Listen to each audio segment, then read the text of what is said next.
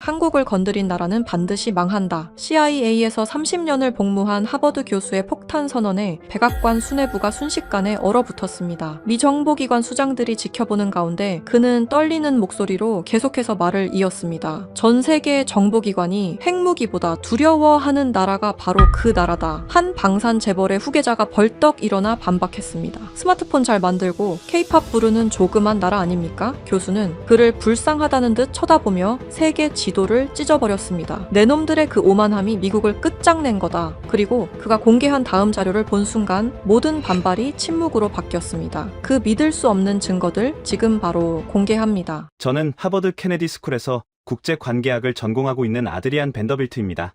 지난 학기 수업 하나가 제 세계관을 박살냈습니다. 기대? 전혀 없었어요. 제목이 동아시아 전략 문화의 비교 연구였으니까요. 중국, 일본, 북한 핵 전략이나 줄줄 읊는 지루한 수업이겠거니 했습니다. 저는 미국 정재계를 움직이는 가문에서 태어나 어릴 적부터 세상이 어떻게 돌아가는지 똑똑히 배우며 자랐습니다. 세상의 진리는 아주 단순했습니다. 압도적인 자본, 그리고 그 자본을 지키는 압도적인 군사력. 이 두 가지만 있으면 세상의 모든 규칙을 우리 입맛대로 바꿀 수 있다고 굳게 믿었습니다. 제가 다니는 이곳은 평범한 대학이 아닙니다. 미래의 미국 대통령, 월스트리트의 지배자, 전 세계 정보기관의 수장들이 거쳐가는 권력의 심장부입니다. 이곳에 모인 15명의 동기들 역시 저와 다르지 않은 엘리트 중의 엘리트들이었습니다. 우리는 우리가 곧 세계의 질서라고 믿어 의심치 않았습니다. 수업이 열리는 곳은 케네디 스쿨 지하 깊숙한 곳에 자리한 창문 하나 없는 벙커 강의실이었습니다. 우리는 여유롭게 커피를 마시며 담소를 나누고 있었습니다. 그때 묵직한 철문이 열리며 기디언 로구드 교수님이 들어오셨습니다. 로구드 교수님은 하버드에서도 아주 악명 높은 분이셨어요. 전직 CIA 비대칭 위협 대응국 국장이자 백악관의 최상위 비밀 자문위원을 역임하신 분이죠. 학자라기보다는 피비린내 나는 전장을 뒹굴다 온 맹수 같은 기운을 풍겼습니다. 냉철하고 무자비한 분석으로 정평이 나 있었는데 그날따라 교수님의 푹 파인 두 눈이 유독 서늘하게 빛나고 있었습니다. 교수님은 교탁에 서시더니 단 한마디의 인사도 없이 커다란 세계 지도를 펼쳤습니다. 그러고는 품에서 두꺼운 검은색 펜을 꺼내셨습니다. 그는 지도 위를 거칠게 X자로 긋기 시작했습니다. 미국 영토 위에 거대한 X, 중국 대륙 위에 거대한 X, 러시아와 유럽 위에도 차례대로 X를 그어버렸습니다. 우리는 당황해서 서로의 얼굴만 쳐다볼 뿐이었습니다. 교수님은 지도를 벅벅 찢어버리더니 쓰레기통에 처박았습니다. 그리고 칠판으로 돌아서서 단 하나의 단어를 아주 크게 적으셨습니다. 코리아? 교수님이 드디어 입을 여셨습니다. 목소리는 낮았지만 강의실 전체를 집어삼킬 듯이 묵직했습니다. 너희들은 너희가 세상을 통제하고 있다고 믿겠지. 항공모함 전단과 기축통화가 있으니까. 교수님은 우리를 향해 천천히 걸어오셨습니다. 하지만 CIA에서 30년을 썩으면서 내가 깨달은 진실은 다르다. 우리 정보국이 진짜 두려워하는 것은 핵무기가 아니야. 러시아의 탱크도 아니고 중국의 병력도 아니지. 우리가 진짜 두려워하는 것은 보이지 않는 곳에서 우리의 숨통을 완벽하게 틀어지고 있는 완성형 비대칭 전략이다.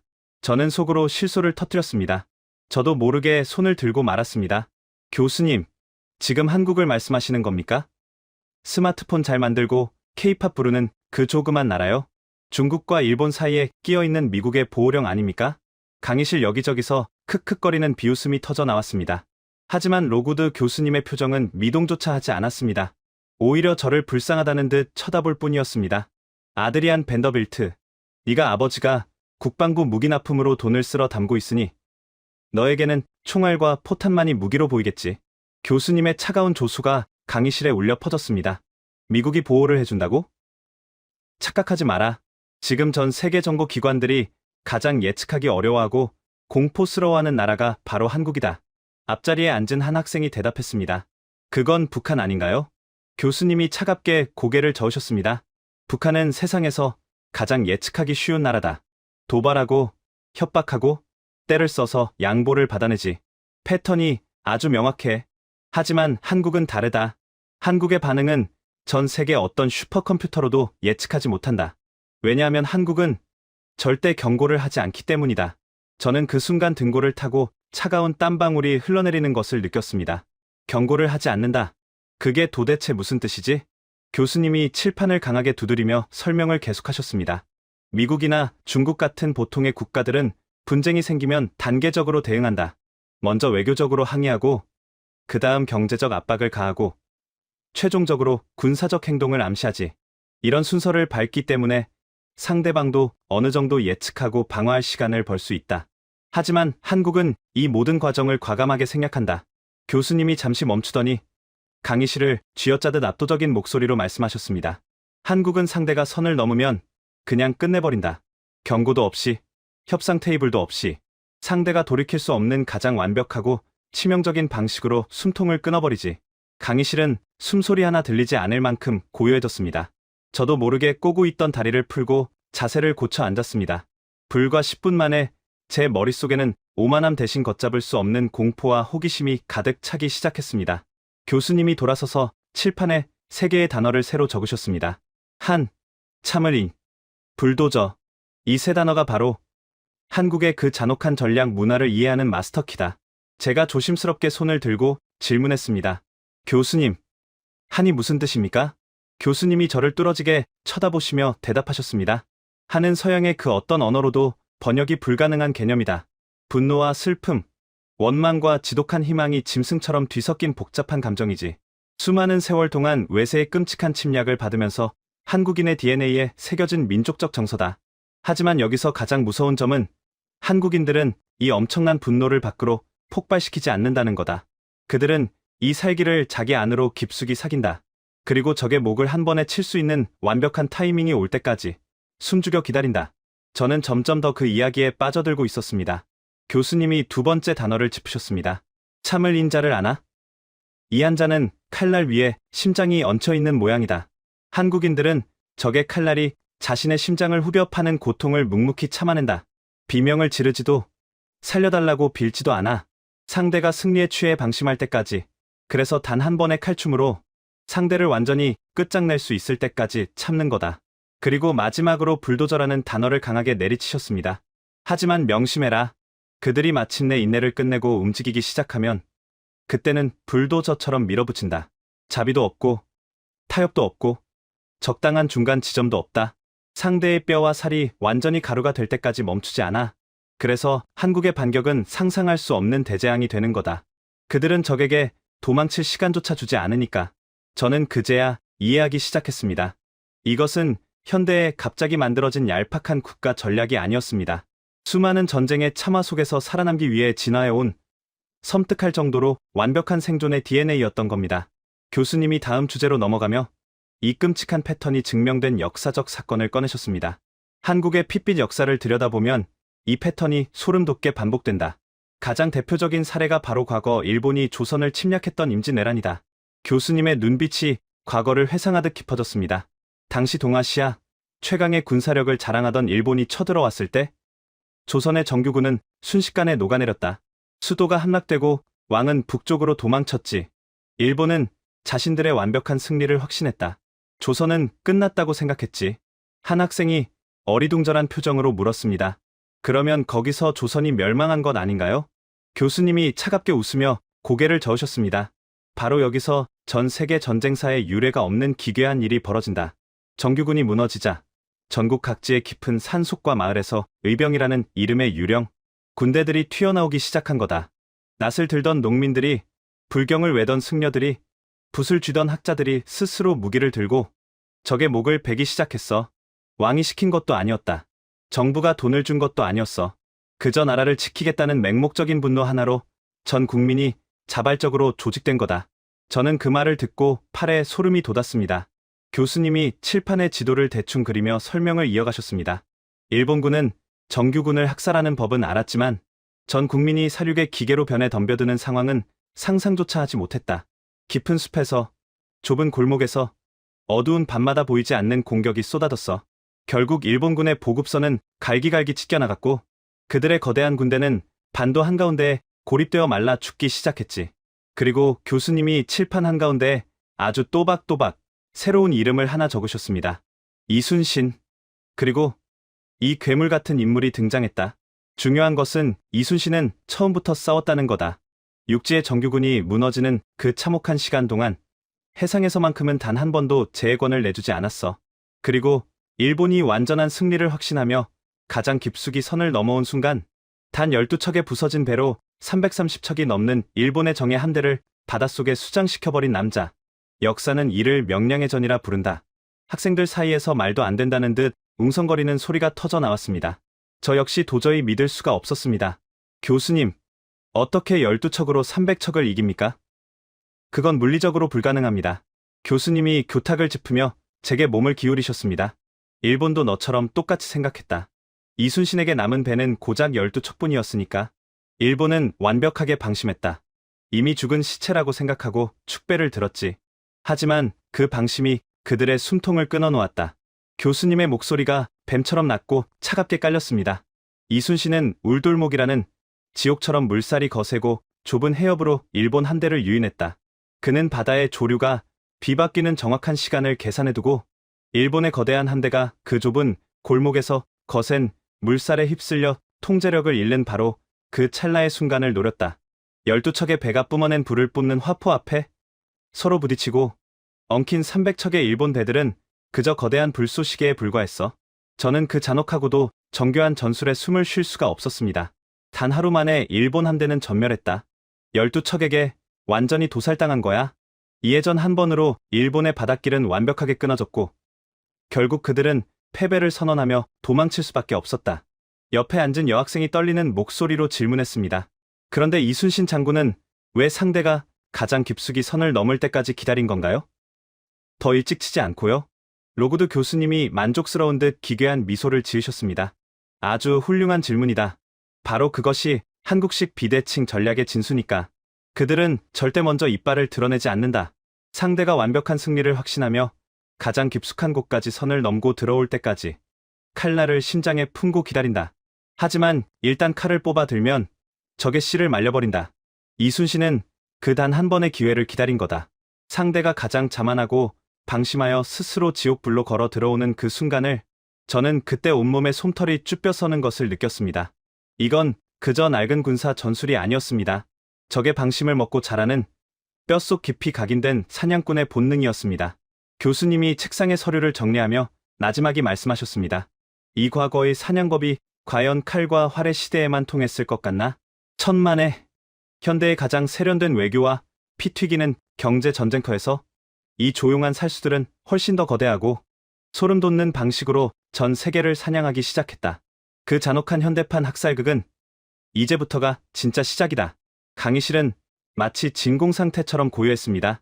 이순신이라는 낯선 이름이 남긴 핏빛 잔상 때문에 15명의 엘리트들은 누구도 쉽게 입을 열지 못했습니다. 저 역시 마찬가지였습니다. 과거의 낡은 역사책 속 영웅담이라고 치부하기에는 교수의 눈빛이 너무나도 확신에 차 있었기 때문입니다. 하지만 제 마음속 깊은 곳에서는 여전히 오만한 반발심이 꿈틀거리고 있었습니다. 수백 년 전 칼과 활을 쏘던 시절의 국지전 하나로 한 나라의 모든 것을 설명할 수는 없다고 생각했습니다. 현대는 자본이 지배하는 세상입니다. 거대한 금융 네트워크와 복잡한 무역, 사슬 속에서 극각 감정적인 인내와 기습 따위가 통할 리 없다고 믿었습니다. 로구드 교수님은 제 눈빛을 읽은 듯 칠판에 적힌 과거의 지도들을 몽땅 지워버렸습니다. 아직도 실감을 못하는 표정들이군. 낡은 범선들이 부딪히는 과거의 낭만적인 전쟁 이야기라고 생각하나 보지. 교수님은 분필을 책상에 툭 던지며 우리를 향해 몸을 기울였습니다. 그렇다면 무대를 가장 피 튀기는 현대의 자본주의 전쟁터로 옮겨보자. 너희들이 매일 아침 월스트리트 저널을 읽으며 비웃었던 바로 그 사건 말이다. 교수님이 칠판에 아주 낯익은 단어를 적었습니다. 반도체. 이것은 현대 산업의 쌀이자 너희 아버지가 파는 모든 첨단 무기의 심장이다. 반도체가 없으면 전투기는 뜨지 못하고 미사일은 표적을 잃으며 월스트리트의 모든 서버는 그 즉시 깡통이 된다. 그리고 이 반도체 시장을 장악한 것은 알다시피 한국이다. 저도 그 정도는 알고 있었습니다. 교수님이 말을 이었습니다. 그런데 몇 년 전 일본이 아주 치명적인 도발을 감행했다. 한국의 목줄을 완벽하게 끊어버리겠다며 선전포고를 한 거지. 바로 반도체를 만드는데 절대적으로 필요한 핵심 소재 3가지의 수출을 기습적으로 통제해버린 거다. 교수님은 손가락 3개를 펴보였습니다. 고순도 불화수소, 포토레지스트, 플로린 폴리이미드. 이름조차 생소한 이 화학 물질들은 반도체의 회로를 깎고 그리는데 없어서는 안 될 생명수와 같다. 문제는 이 소재들을 일본 기업들이 전 세계 시장의 90% 이상 독점하고 있었다는 거다. 한 학생이 흥미롭다는 듯 끼어들었습니다. 독점 공급처가 물건을 끊었으니 공장이 멈추는 건 시간 문제였겠네요. 교수님이 차갑게 웃으며 고개를 끄덕였습니다. 정확하다. 일본 정치인들의 계산은 완벽해 보였다. 한국은 대체할 곳이 없다. 짧게는 몇 주, 길어야 몇 달 안에 한국의 거대한 반도체 공장들은 멈춰설 것이고, 천문학적인 적자를 견디지 못한 한국은 결국 무릎을 꿇고 살려달라며 애원할 것이다. 그것이 일본의 확신이었다. 저도 그 당시의 뉴스 헤드라인들이 기억났습니다. 서구의 경제 매체들은 일제히 한국 경제의 몰락을 점쳤습니다. 아시아의 거인, 소재 의존도에 덫에 걸리다. 한국 반도체 신화의 종말. 우리 모두는 한국이 발등에 불이 떨어져 전 세계를 돌아다니며 구걸하거나 일본의 엄청난 외교적 양보를 할 것이라 예상했습니다. 자, 여기서 내가 아까 말했던 한국의 그 소름 돋는 DNA를 떠올려봐라. 교수님의 목소리가 뱀처럼 낮게 깔렸습니다. 보통의 나라라면 어떻게 했을까? 당장 일본 대사를 불러들여 책상을 내리치고 대규모 무역 보복을 선언하며 국제사회의 억울함을 호소했겠지. 하지만 한국은 어떻게 반응했을 것 같나? 강의실은 쥐 죽은 듯 고요했습니다. 누구도 선뜻 대답하지 못하자 교수님이 스스로 답을 내놓았습니다. 침묵했다. 제가 의아해서 되물었습니다. 침묵이라고요? 국가 경제의 심장이 멎게 생겼는데 그냥 가만히 있었다는 겁니까? 물론 표면적인 외교적 항의는 있었지. 하지만 일본이 기대했던, 그리고 전 세계가 예상했던 굴욕적인 항복이나 폭력적인 보복 조치는 없었다. 한국은 일본을 향해 곧장 주먹을 뻗지 않았어. 대신 그들은 고개를 숙이고 아주 기괴할 정도로 조용히 자신들의 실험실로 들어갔다.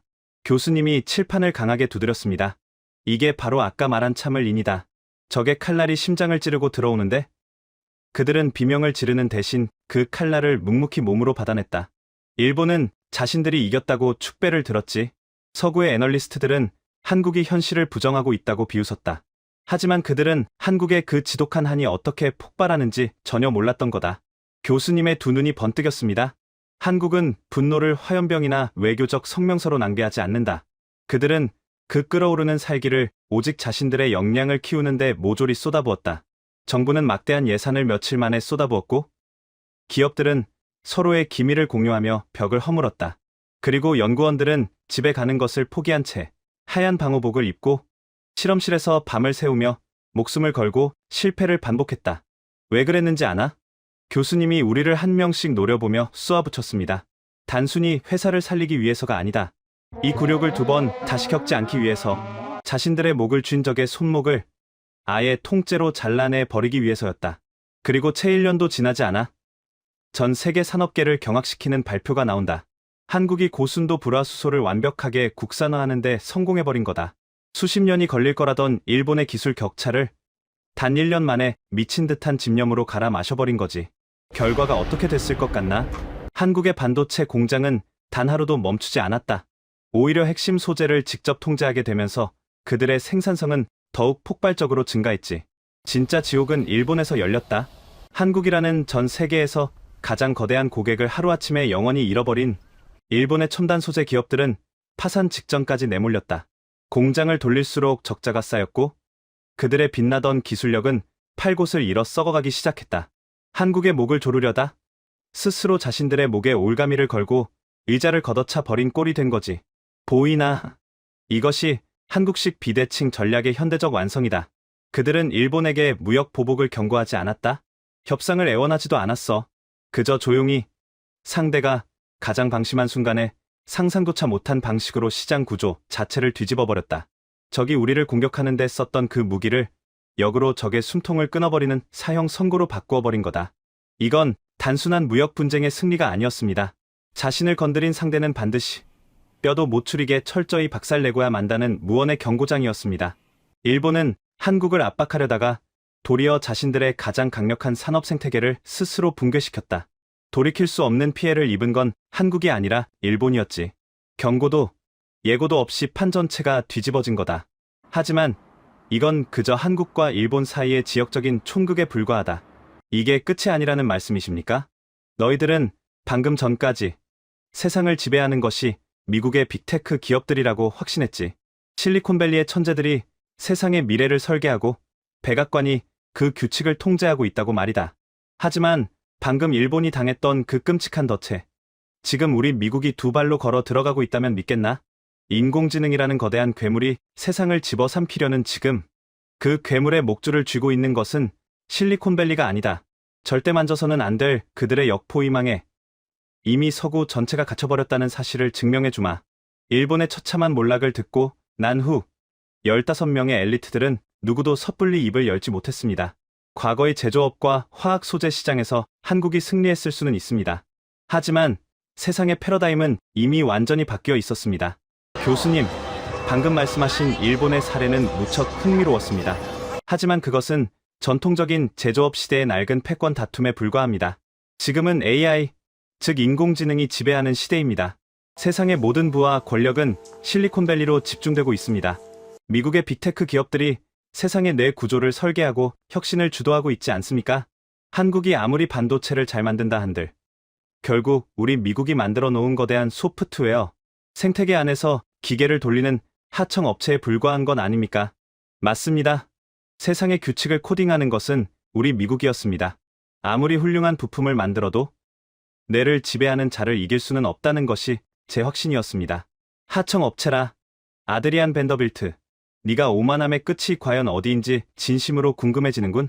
너희들은 실리콘밸리의 천재들이 모니터 앞에서 키보드나 두드리면 마법처럼 AI가 세상을 바꾸는 줄 알지. 지금 전 세계 주식시장을 집어삼키고 있는 미국의 그 거대한 인공지능 기업 엔비디아를 봐라. 그들이 설계한 AI 칩은 현재 지구상에서 가장 비싸고 가장 구하기 힘든 절대반지 취급을 받고 있다. 너희들은 그 압도적인 지위가 온전히 미국의 머리에서 나온 것이라 믿고 있겠지? HBM, 고대역폭 메모리. 이것이 바로 너희들의 그 위대한 실리콘밸리가 절대 입 밖으로 크게 꺼내지 않는 끔찍한 아킬레스건의 이름이다. AI라는 거대한 지능이 작동하려면 상상할 수조차 없는 엄청난 양의 데이터가 한꺼번에 쏟아져 들어가야 한다. 엔비디아의 칩이 아무리 천재적인 연산 능력을 갖추고 있어도 그 데이터를 실어 나르는 도로가 좁으면 결국 시스템은 먹통이 되고 그 비싼 칩은 그저 거대한 난방기에 불과해진다. 데이터를 빛의 속도로 쏟아부을 수 있는 거대하고 완벽한 고속도로. 그것이 바로 HBM이다. 그렇다면 질문을 하나 하지. 실리콘밸리의 명운을 쥐고 있는 이 HBM을 전 세계에서 제대로 만들어낼 수 있는 나라는 과연 어디일까? 오직 한국이다. SK 하이닉스와 삼성, 이 두 개의 한국 기업이 전 세계 최첨단 HBM 시장의 90% 이상을 완벽하게 독점하고 있다. 심지어 나머지 10%조차 한국의 기술력 없이는 불량품 덩어리에 불과하지. 미국이 AI 생태계를 지배한다고? 천만에, 미국은 그저 화려한 무대 위에서 춤을 추는 꼭두각시일 뿐이다. 그 꼭두각시의 등에 연결된 수만 가닥의 신경망을 쥐고 있는 진짜 지배자는 태평양 건너 반도의 조용한 실험실 안에 있다. 만약 오늘 당장 한국이 HBM 수출을 중단한다면 어떤 일이 벌어질 것 같나? 실리콘밸리의 모든 혁신은 그날 자정으로 올 스톱이다. 챗GPT는 대답을 멈출 것이고 월스트리트의 자동 매매 시스템은 마비될 것이며 네가 아버지가 자랑하는 펜타곤의 최첨단 무인 전투기들은 눈과 귀가 멀어버리겠지. 수조 달러에 달하는 미국의 AI 주식시장은 단 일주일 만에 휴지 조각이 될 거다. 한국은 미사일 버튼을 누를 필요가 없어. 그저 공장 문을 걸어 잠그고 침묵하는 것만으로 초강대국 미국의 심장을 완벽하게 먹게 할 수 있는 거다. 우리가 통제하고 있다고 믿었던 첨단 산업의 가장 깊숙하고 내밀한 목줄을 그들이 쥐고 있었던 겁니다. 이것이 바로 진정한 의미의 비대칭 인질극이다. 미국과 일본이 소프트웨어와 화려한 설계에 취해 있을 때 한국은 가장 지루하고 재미없는 메모리 반도체 공정에 수십 년 동안 피와 땀을 갈아 넣었다. 아무도 알아주지 않는 미세한 공정의 한계를 돌파하기 위해 그들은 아까 말했던 참을 인을 가슴에 새기고 묵묵히 칼을 갈았던 거다. 남들이 버린 시장, 남들이 귀찮아하던 그 바닥부터 기어 올라와 결국 모든 구조의 뿌리를 장악해버렸지. 강대국들은 이제 한국을 함부로 건드릴 수 없다. 중국이 타이완을 위협하듯 한국을 힘으로 굴복시키려 한다면 한국은 그 즉시 전 세계로 향하는 AI의 혈관을 끊어버릴 것이다. 서구 사회 역시 한국을 경제적으로 통제하려 들면 스스로 파멸을 맞이하게 되지. 이것이 바로 수천 년의 침략 속에서 한국이 깨달은 궁극의 생존 전략이다. 피 한 방울 흘리지 않고 초강대국들의 몸속 가장 깊은 곳에 시한폭탄을 심어놓는 것, 적들이 스스로 자신들의 목숨을 한국의 손에 의존하게 만드는 이 지독하게 잔혹하고 우아한 역포위망을 보아라. 이건 단순한 무역의 우위가 아니었습니다. 우리는 우리가 주도권을 쥐고 있다고 착각하며 그들의 칩을 사들였지만 사실은 우리 스스로 기꺼이 목에 밧줄을 걸고 그들에게 밧줄 끝을 쥐어준 꼴이었습니다. 오만함으로 가득 찼던 제 세계관은 이제 완전히 바닥부터 무너져 내리고 있었습니다. 한국은 보호받아야 할 작고 불쌍한 동맹국이 아니라 절대 분노하게 만들어서는 안 될 잠자는 거대 괴수였습니다. 하지만 아드리안, 네가 진짜 두려워해야 할 것은 실리콘밸리에 보이지 않는 칩이 아니다. AI가 이 세상의 뇌라면 그 뇌가 내리는 명령을 수행할 진짜 피와 살이 튀는 전장에서는 무엇이 필요할까? 미국과 유럽이 평화에 취해 군대를 줄이고 무기고를 텅 비워가고 있던 수십 년의 세월 동안 그 반도의 사람들은 단 한순간도 무기 깎는 것을 멈추지 않았다. 북한이라는 눈앞의 미치광이를 핑계로 그들은 어둠 속에서 상상조차 할 수 없는 거대한 괴물의 군대를 키워내고 있었지. 당장 세계의 화약고가 터져버린 지금 그 조용하던 유령, 군대가 유럽의 앞마당을 어떻게 덮어버리고 있는지 두 눈으로 똑똑히 보여주마. 전 세계의 안보와 평화는 오직 미국이 찍어내는 첨단 전투기와 미사일, 우산 아래에서만 유지된다는 것이 제 피 속 깊이 박힌 절대적인 진리였습니다. 그런데 한국이 그 조용하고 좁은 반도의 나라가 미국의 군사 패권을 위협한다고요?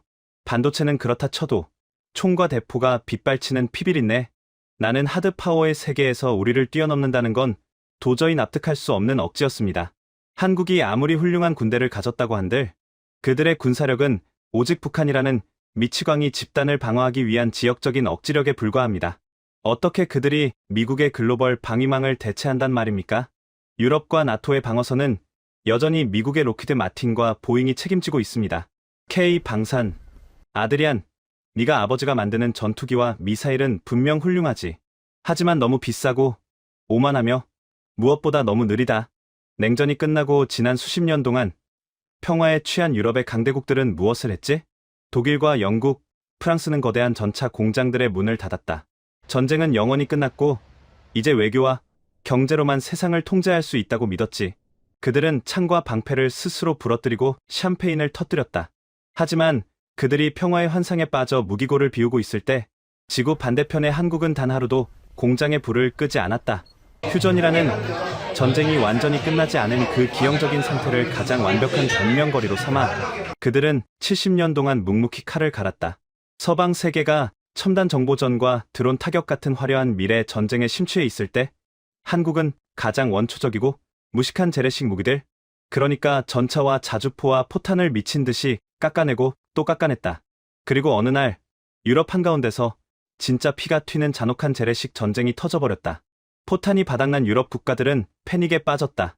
다급해진 나토의 국가들이 미국과 독일의 방산업체 문을 두드렸지. 하지만 결과가 어땠나? 네가 아버지가 운영하는 공장은 라인을 다시 까는 데만 수년이 걸린다고 답했고 독일의 녹슨 공장들은 부품이 없어서 쩔쩔맸어. 무기를 당장 달라고 아우성치는데 잘난 서구의 방위산업체들은 납기를 맞출 능력 자체가 증발해버린 거였다. 바로 그 절망적인 순간 유럽의 앞마당에 유령처럼 거대한 그림자가 드리워졌다. 동유럽의 심장부인 폴란드와 루마니아가 누구의 손을 잡았는지 아나? 미국도 독일도 아니었다. 바로 한국이었다. 한국은 경고 없이 침투했다. 그들은 단 몇 달 만에 최첨단 흑표, 전차 수백 대와 K9 자주포를 거대한 수송선에 꽉꽉 채워 유럽의 항구에 토해냈다. 서방의 어떤 나라도 불가능하다고 했던 그 압도적인 생산량과 납기를 컨베이어, 벨트에서 각 구운 빵을 찍어내듯 미친 속도로 증명해버린 거다.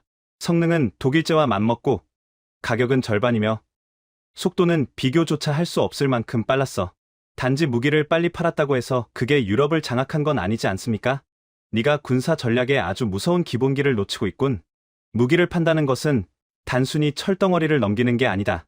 그 무기를 유지하기 위한 수백만 개의 부품, 그 무기를 다루는 군인들의 훈련 방식, 그리고 적을 타격하는 통신 시스템과 군사 교리 전체가 통째로 한국식으로 바뀐다는 뜻이다. 폴란드 육군의 심장이 한국산 전차로 도배되었다. 루마니아가 그 뒤를 잇고 있고 북유럽 국가들마저 한국산 무기에 중독되기 시작했다. 일단 한번 그 완벽한 가성비와 지원망에 길들여지면 그들은 영원히 한국의 부품과 업그레이드 없이는 국경을 방어할 수 없는 몸이 되어버리지. 보이나? 한국은 유럽의 단 한 명의 군인도 파병하지 않았어. 하지만 그들은 폴란드와 동유럽의 군사력을 자신들의 방위산업, 생태계라는 거대한 그물망 안에 완벽하게 종속시켜버렸다. 유사시 러시아의 전차 부대를 막아내는 것은 이제 미국의 에이브람스 전차가 아니라 한국이 설계하고 한국의 부품이 들어간 K 전차 부대가 된 거다. 유럽의 가장 최전선 방어막을 한국이 통제하게 되었다는 뜻이다. 이게 바로 그들의 비대칭 게릴라, 전술이 하드 파워의 세계마저 집어삼킨 현장이다. 저희 아버지가 그토록 견고하게 쌓아 올렸다고 믿었던 미국의 군산복 합체 제국이 서방 세계의 방심을 틈타 아주 조용히 그러나 치명적으로 잠식당하고 있었습니다. 그들은 소리내어 위협하지 않았습니다. 그저 상대가 가장 절박하게 필요로 하는 순간 완벽한 해결책을 들고 나타나 스스로 목에 목줄을 채우게 만들었습니다. HBM으로 미국의 인공지능 혈관을 틀어쥐고 K-방산으로 유럽의 국경을 대체했다. 경제와 군사, 이 두 가지 하드웨어가 완벽하게 한국의 통제 아래로 편입되고 있는 거다. 하지만 이건 눈에 보이는 물질의 세계일 뿐이다. 진정한 정복은 국경을 넘는 것이 아니라 사람의 뇌를 점령할 때 완성되는 법이지. 한국이 자본과 무기 없이도 전 세계 서구 청년들의 영혼과 일상을 어떻게 완벽하게 해킹해버렸는지, 그 영토 없는 제국의 진짜 무서운 얼굴을 마주할 준비가 되었나? 경제의 혈관인 반도체와 국경을 지키는 군사력마저 그들의 보이지 않는 통제 아래 놓이고 있다는 사실은 제 세계관의 근간을 짓밟는 것이었습니다. 총과 돈의 세계에서는 그들의 비대칭 게릴라 전술이 통했을지 모릅니다. 하지만 인간의 영혼과 사상을 지배하는 문화의 영역은 완전히 다른 이야기였습니다. 전 세계의 청년들은 우리의 영화를 보고 우리의 음악을 들으며 우리가 만든 청바지를 입고 자랍니다. 소프트 파워, 즉 영토 없이 전 세계인의 정신을 지배하는 문화. 제국만큼은 절대 미국을 넘을 수 없다는 것이 제 마지막 방어선이었습니다. 교수님, 하드 파워에서의 성과는 인정합니다. 제가 억지로 목소리를 가다듬으며 입을 열었습니다. 하지만 소프트 파워는 다릅니다. 문화는 공장에서 찍어내는 포탄이나 칩이 아니니까요. 전 세계의 상상력을 지배하는 것은 여전히 미국의 마블 영화와 디즈니, 그리고 넷플릭스 같은 우리 플랫폼입니다.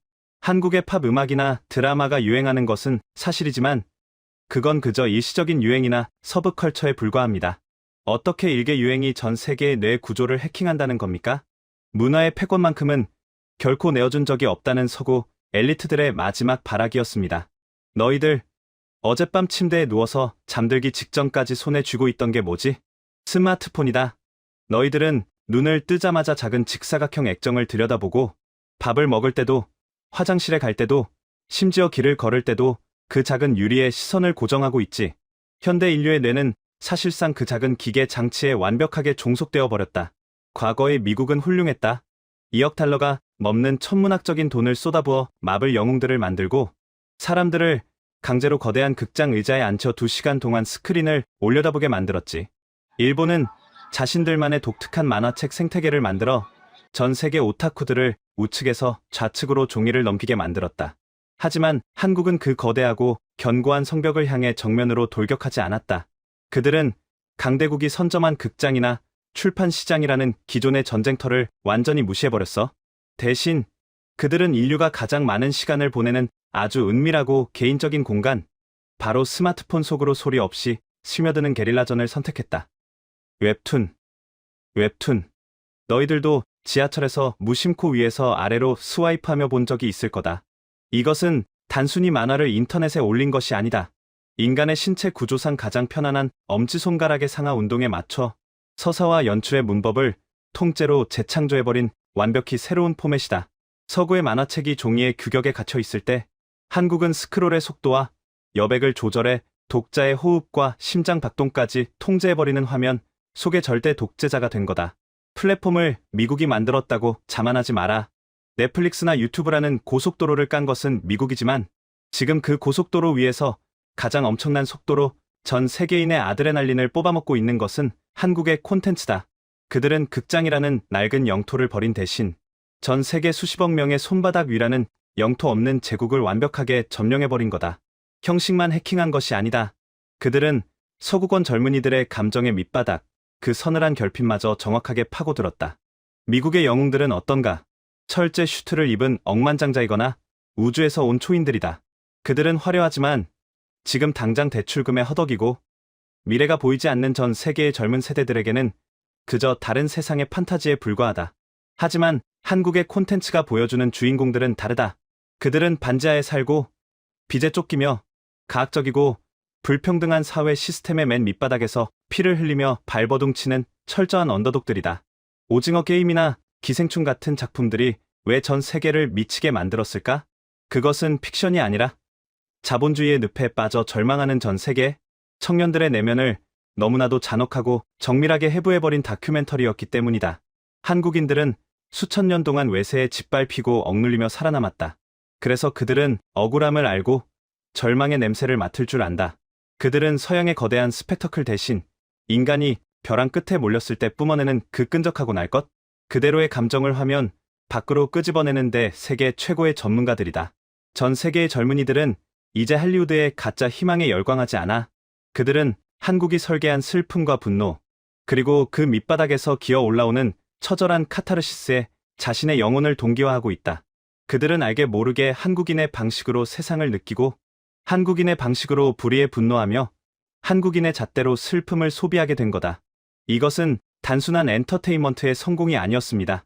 우리가 총과 대포로 국경을 지키는 동안 그들은 아주 부드럽고 달콤한 독약처럼 전 세계 청년들의 뇌 구조와 감정선 자체를 자신들의 스탠다드로 포맷해버린 것입니다. 보이나? 이것이 바로 영토 없는 제국의 진짜 공포다. 그들은 단 한 명의 군인도 국경 밖으로 보내지 않았다. 총알 한 발 쏘지 않았다.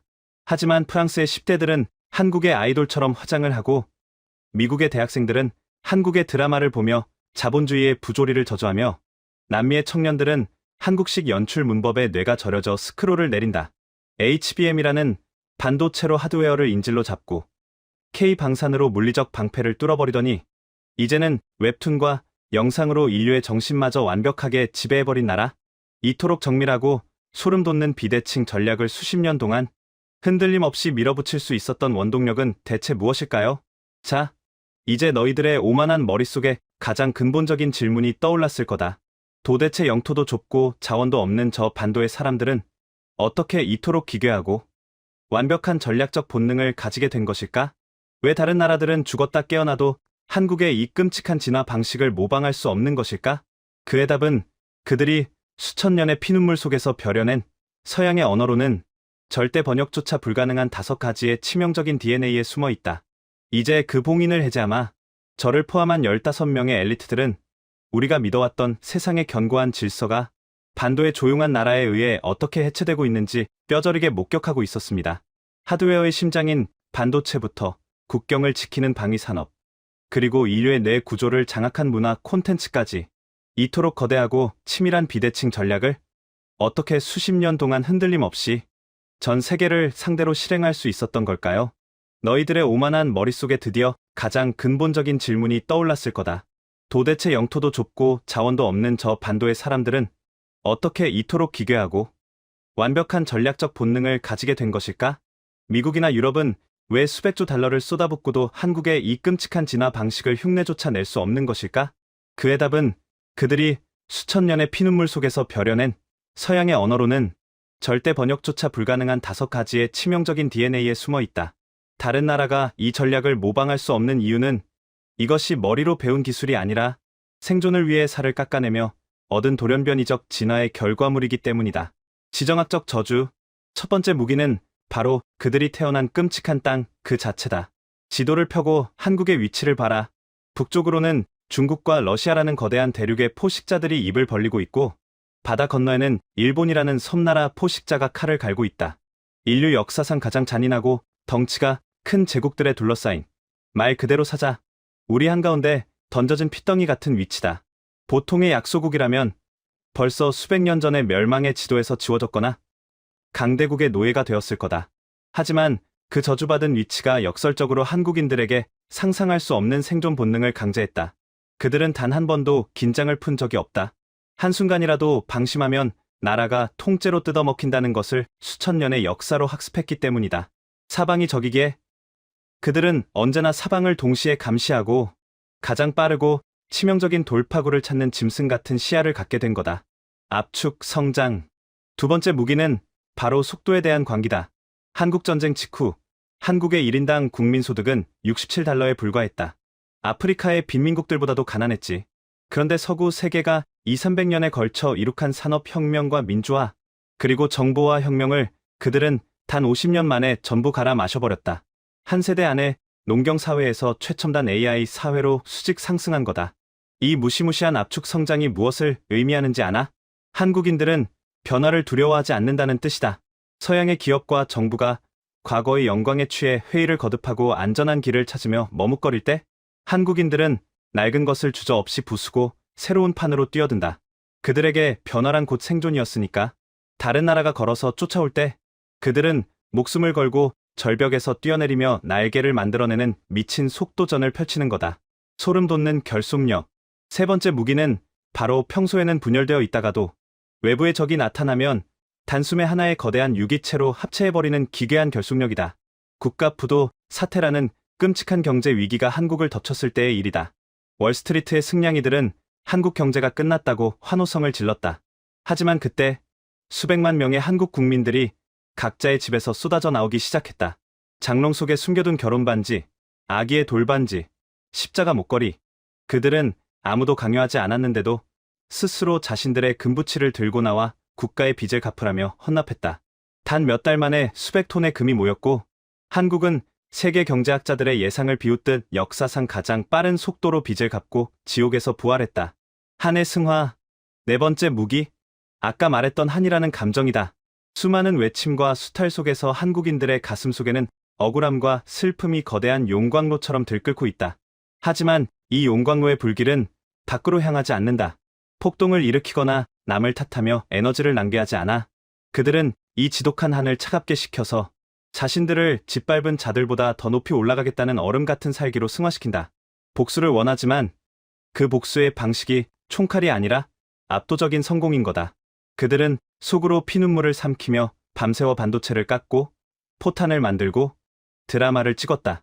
그 결과가 지금 우리가 목격하고 있는 이 조용하고도 완벽한 세계 정복이다. 성공으로 적의 숨통을 끊어버리는 것. 그것이 한국인이 한을 푸는 방식이다. 섬뜩한 완결성. 그리고 마지막, 서구 세계가 가장 두려워해야 할 무기는 바로 이 완결성이다. 한국인들은 적당한 중간 지점을 혐오한다. 그들은 반격의 기회가 찾아왔을 때 절대 상대를 살려두지 않는다. 미국이나 유럽은 분쟁이 생기면 어느 정도 이익을 챙긴 선에서 협상하고 타협하려 한다. 하지만 한국은 다르다. 그들은 사냥감을 물면 상대의 숨통이 완전히 끊어지고 뼈가 으스러질 때까지 절대 턱을 놓지 않는다. 메모리 반도체 시장에서 일본을 어떻게 멸종시켰는지, 조선업에서 유럽을 어떻게 밀어냈는지, 스마트폰 시장에서 노키아와 모토로라를 어떻게 무덤으로 보냈는지 떠올려봐라. 그들은 올인한다. 그리고 그 올인의 끝은 항상 적의 완벽한 파멸이다. 사방이 적격인 저주받은 영토, 미친 듯한 속도의 압축 성장, 위기 앞에 하나로 뭉치는 거대한 유기체적 결속, 슬픔을 가장 예리한 칼날로 바꾸는 한, 그리고 적의 숨통을 완전히 끊어버리는 완결성. 이 5가지의 DNA가 완벽하게 톱니바퀴처럼 맞물리며 지구상 그 어떤 국가도 모방할 수 없는 절대적인 비대칭 전략의 괴물을 탄생시킨 것이다. 이제 너희들도 알게 되었을 거다. 왜 세계 최상위 포식자라는 미국과 중국의 정보 기관들이 핵무기보다 저 반도의 조용한 나라를 더 두려워하는지 말이다. 그들은 우리처럼 요란하게 소리치지 않는다. 그저 조용히 우리의 뇌와 심장과 핏줄을 장악해 나갈 뿐이다. 마치 사형 선고를 기다리는 죄수들처럼 굳어 있었습니다. 수업을 마치기 전 너희들에게 가장 실용적인 경고를 하나 남기지. 만약 너희들이 언젠가 미국의 권력을 쥐고 세계를 움직이게 된다면 이것 하나만은 뼈에 새겨두어라. 그들이 조용하다고 해서 절대 방심하지 마라. 그 고요함은 굴복이 아니라 너희의 목을 칠 가장 완벽한 타이밍을 재고 있는 사냥꾼의 침묵이니까. 제가 평생 믿어왔던 세상의 법칙은 오늘 이 지하 강의실에서 완전히 죽어버렸습니다. 그리고 그 시체 위로 소리 없이 세상을 집어삼킨 거대한 제국의 진짜 얼굴이 떠오르고 있었습니다. 책상 위에 놓인 제 최신형 스마트폰, 그리고 제 가방 속에 들어있는 AI 기반의 최고급 노트북. 이 모든 것들이 갑자기 저를 감시하는 낯선 적군의 무기처럼 느껴졌습니다. 지정학적 저주, 압축 성장, 소름 돋는 결속력. 한의 승화, 그리고 섬뜩한 완결성. 저는 평생을 오만함 속에서 살았습니다. 강대국의 자본과 무력만이 세상을 지배하는 유일하고도 영원한 법칙이라고 굳게 믿었습니다. 한국은 그저 우리 미국의 거대한 날개 아래에서 보호를 받으며 우리가 만들어 놓은 국제 질서의 부스러기를 주워 먹으며 성장한 운 좋은 나라라고 생각했습니다. 우리가 그들의 운명을 쥐고 있다고 착각했습니다. 하지만 진실은 정반대였습니다. 그들은 보호받은 것이 아니라 호랑이의 굴 속에서 웅크린 채 호랑이의 목줄을 엮고 있었던 겁니다. 가장 끔찍한 것은 그들의 방식입니다. 그들은 절대로 먼저 소리 내어 짖지 않습니다. 이빨을 드러내며 위협하지도 않고 자신들이 얼마나 강한지 떠벌리지도 않습니다. 강대국들이 힘자랑을 하며 서로의 신경을 긁어댈 때 그들은 아주 조용하고 정중하게 고개를 숙입니다. 그리고 강대국들이 방심하며 가장 깊숙한 안방의 문을 열어줄 때까지 그 굴욕적인 시간을 뼈를 깎는 인내로 버텨냅니다. 마침내 강대국들이 스스로 HBM이라는 칩에 목숨을 걸고 K방산이라는 무기 체계의 국경을 맡기며 한국이 만든 화면 속 서사의 영혼을 빼앗기는 순간 그들은 조용히 미소를 지으며 문을 잠가버립니다. 빠져나갈 구멍은 없습니다. 우리는 우리 스스로 그들이 만든 완벽한 통제실 안으로 걸어 들어온 것이니까요. 로구드 교수님의 마지막 경고가 다시 한번 제 귓가에 차갑게 맴돌았습니다. 조용하다고 약한 것이 아니다. 그들은 절대 먼저 물지 않지만 한 번 선을 넘는 순간 돌아갈 길은 영원히 지워진다. 지하 벙커 강의실을 빠져나와 하버드의 넓은 잔디밭으로 걸어 나왔을 때 평화로워 보이던 세상이 완전히 다르게 보이기 시작했습니다. 거리에서 한국의 자동차가 굴러가고 사람들의 손에는 한국의 부품이 들어간 스마트폰이 들려 있으며 학생들의 이어폰에서는 한국의 음악이 흘러나오고 있었습니다. 총성 없는 전쟁은 이미 끝났습니다. 그들은 영토 하나 빼앗지 않고 피 한 방울 흘리지 않은 채 전 세계의 일상과 뇌 구조를 완벽하게 점령해버렸습니다. 저는 이제야 깨달았습니다. 세계에서 가장 무서운 포식자는 덩치가 큰 사자가 아니라 자신이 사냥꾼이라는 사실조차 숨긴 채 상대의 심장부에 가장 깊숙이 뿌리를 내리는 조용한 암살자라는 것을 말입니다. 그리고 그 암살자의 이름은 대한민국입니다. 여러분, 하버드 엘리트의 고백 어떠셨나요? 한국전쟁 직후 1인당 국민소득 67달러, HBM 점유율 90%, 원조 수혜국에서 공여국으로 역전한 유일한 국가. 어느 서구 안보 전략가는 이렇게 인정했습니다. 한국을 이겼다고 착각하지 마라. 방심하는 순간 치명적인 반격이 시작된다. 아무도 안 믿어줄 때 텅 빈 연구실에서 밤을 지새운 사람들의 땀방울이 있었습니다. 모두가 비웃을 때 묵묵히 조용히 칼을 갈았고 그리고 마침내 세계의 숨통을 쥐었습니다. 통일 대한민국이 세계의 중심이 되는 그날을 앞당기기 위해 이 영상을 널리 공유해 주십시오. 여러분의 작은 공유 한 번이 세계의 오만함을 부수는 거대한 무기가 됩니다. 가슴이 뜨거워졌다면 긍지 2글자만 남겨주세요. 좋아요와 구독은 진실을 밝히는 등불이 됩니다. 저는 다음 시간에 더 놀라운 역사의 비밀로 찾아오겠습니다. 감사합니다.